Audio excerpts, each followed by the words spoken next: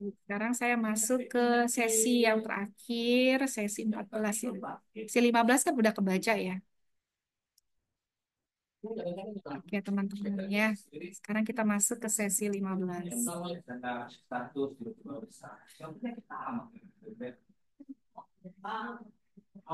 Nah, jadi sesi 15 tidak saya jelaskan lagi karena kemarin sudah dijelaskan.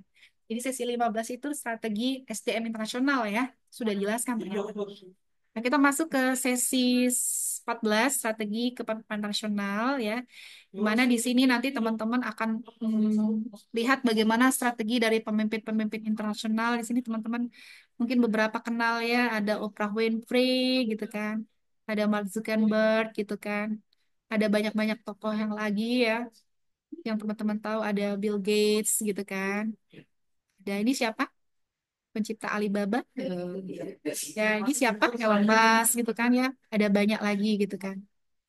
Nah, di sini kita akan memahami ya bagaimana kepemimpinan strategi internasional ya, di mana di sini adalah merupakan kemampuan atau kapasitas individu atau organisasi untuk mengeksplorasi dan memimpin dalam konteks global secara efektif. Ya, ini ada beberapa aspek penting ya mendasari kepemimpinan internasional yang efektif. Yang pertama adalah kemampuan adaptasi lintas budaya, kemudian juga visi globalnya mereka, kemudian juga pasti kemampuan berkomunikasi secara efektif, kemudian pengambilan keputusan yang inklusif dan juga berkelanjutan, kemudian kemampuan untuk mengelola kerjasama internasional, kemudian juga pemanfaatan teknologi dan juga inovasi, kemudian juga ketahanan dan fleksibilitas serta pengelolaan tim multikultur. Nah, ini ada beberapa pengembangan ya kepemimpinan internasional. Yang pertama adalah mendapatkan pengalaman global, kemudian juga merangkul. Ya, kita harus juga merangkul komunitas, komunikasi lintas budaya, kemudian juga menumbuhkan pengambilan keputusan secara strategis, dan juga membangun dan juga memelihara kemitraan internasional. Nah, ini adalah ada beberapa sifat ya, eh, ada beberapa jenis, eh, ada 5 secara garis besar sifat atau kepribadian seorang pemimpin nasional. Yang pertama adalah pasti dia keterbukaan, ya, keterbukaan terhadap hal yang baru, kemudian kesesuaian, menyesuaikan dengan budaya lokal ya, kesadaran, kemudian stabilitas emosional yang bagus. Nah, iyalah yang namanya juga pemimpin nasional, pemimpin dimanapun juga harus memiliki belajar apa namanya berupaya untuk memiliki stabilitas emosional yang bagus, apalagi ini pemimpin global ya, dan juga ekstroversi gitu ya. Kemudian kita masuk kepada jenis-jenis tadi kepemimpinan internasional ya. Kepemimpinan yang pertama adalah kepemimpinan diplomatis ya. Ada kepemimpinan kolaboratif, ada kepemimpinan transformasional, dan ada juga kepemimpinan adaptif. Baik teman-teman, eh, mungkin nggak usah kuis ya, karena di sini waktunya juga terbatas. Saya juga akan kita bahas satu-satu aja ya. Eh, jadi kalau tadi itu kan di sesi ini kan saya tidak terlalu banyak memberikan teori, jadi kita langsung ke latihan soal saja karena ini juga merupakan rangkuman ya sebenarnya. Nomor satu, apa yang dimaksud dengan kepemimpinan internasional? Kepemimpinan internasional itu adalah kemampuan untuk memimpin dalam konteks global secara efektif. Betul ya. Nomor dua, apa saja sifat utama dari kepemimpinan internasional menurut teori Big Five? Tadi sudah dibahas ya. Nah, ini keterbukaan, ekstroversi, kesesuaian, kesadaran, dan stabilitas emosional. Yang ketiga, pemimpin yang memiliki kemampuan untuk beradaptasi dengan perubahan yang cepat dan ketidakpastian. Ini menunjukkan ini merupakan pemimpin apa nih? Pemimpin yang adaptif karena dia beradaptasi ya. Kemudian yang keempat, kepemimpinan yang berfokus pada membangun hubungan baik antar negara atau organisasi melalui diplomasi dan juga negosiasi disebut dengan kepemimpinan diplomatis. Lanjutnya, nomor 5. Apa yang menjadi fokus utama kepemimpinan kolaboratif? Fokus utama yang menjadi fokus utama kepemimpinan kolaboratif adalah mengedepankan kerjasama dan kolaboratif antar individu ataupun organisasi. Nomor 6, pemimpin yang mampu menginspirasi perubahan besar dan mendorong inovasi dalam organisasi disebut pemimpin yang transformasional. Nomor 7, gaya kepemimpinan yang penting dalam organisasi yang menghadapi tantangan global, ya, yang kompleks dan membutuhkan penempatan yang inovatif disebut dengan kepemimpinan transformasional. Kepemimpinan yang memiliki kemampuan untuk menjaga hubungan yang stabil dalam menghadapi tantangan global disebut stabilitas emosional. Nomor 9, kepemimpinan internasional yang sukses yang memadukan beberapa jenis kepemimpinan sesuai dengan situasi dan tantangan yang dihadapi.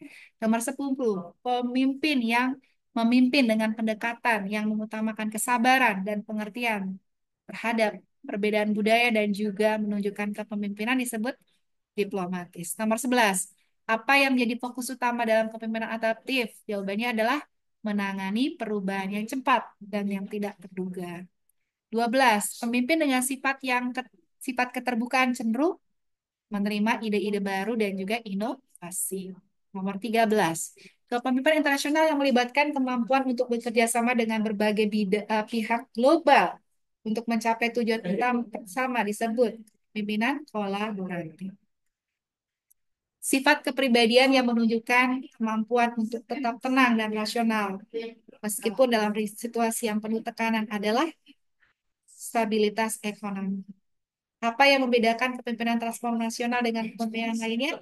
Yaitu fokus untuk memberikan pengaruh dan juga inspirasi. 16. Dalam kepemimpinan internasional, pemimpin yang cenderung bekerja dengan tim internasional mengedepankan prinsip saling mendukung dan menghargai, menunjukkan sikap yang kesesuaian ya. Nomor 17, pemimpin yang memfasilitasi pertukaran ide dan bekerja sama bersama-sama untuk meraih hasil terbaik di tingkat global cenderung memiliki kepemimpinan yang kolaboratif. Kemudian, apa yang dilakukan pemimpin internasional dalam menghadapi ketidakpastian global? Yaitu menyusun strategi jangka panjang yang fleksibel. 19, pemimpin internasional yang sukses harus dapat menyeimbangkan kepentingan budaya yang berbeda dengan kebutuhan bisnis. 20, kepemimpinan internasional mengutamakan kolaborasi dengan negara lain untuk mencapai tujuan bersama dan saling menguntungkan biasanya diterapkan dalam konflik internasional. Oke. Nah, sudah. Baik, teman-teman, ini sudah selesai ya untuk materi. Kita mau ngobrol-ngobrol, silakan ada Ajeng, ada Amada, ada Silvina. Hari ini memang sedikit ya yang hadir, karena memang mungkin waktunya ya geser-geser tadinya mungkin udah siap jam 1 kali ya, karena dipindahkan jam 2. Ya Ibu mohon maaf tadi kebetulan ada keperluan jadinya nggak bisa pukul 1, tapi nggak apa-apa. Ini pertemuan Vikon kita yang terakhir teman-teman. Jadi ini nanti untuk UASnya itu soalnya nggak kayak UTS kemarin. Kalau UTS kan memang sengaja banyak ya. Jadi nanti UASnya adalah sifatnya adalah studi kasus ya. Silakan kalian nanti menganalisis dan tidak dibagi-bagi gitu. Jadi soalnya itu sama dengan semuanya sehingga kelihatan nanti antara satu dan lain ini kelihatan kok misalnya ini kok sama gitu kan berarti itu berarti belum belum tentu pemikiran eh, sendiri gitu ya gitu. Jadi diharap kreativitasnya gitu kan. Ya, tidak perlu kerjasama karena kan di situ kan bentuknya analisis. Jadi pemikirannya tuh pemikiran masing-masing gitu. Jadi soalnya nanti di UAS itu soal analisis. Kemudian untuk tugas teman-teman bis internasional kan sudah membuat book chapter, jadi teman-teman otomatis sudah mendapat nilai. Tapi karena itu tugasnya kemarin itu tidak diupload, jadi silakan teman-teman upload gitu. Jadi nanti kalian dapat nilai di situ. Ada pertanyaan nggak, teman-teman? Sampai di sini? Jelas, Bu. Udah jelas ya. Oke, kalau kalau sudah, Ibu akhiri saja ya. Sampai jumpa di UAS. Sukses buat kalian semua ya. Baik, Bu. Ada Terima Ajeng kasih. dan Silvin ya. Oke, sampai jumpa. Saya akhiri. Selamat siang. Assalamualaikum warahmatullahi wabarakatuh. Waalaikumsalam Waalaikumsalam warahmatullahi wabarakatuh. warahmatullahi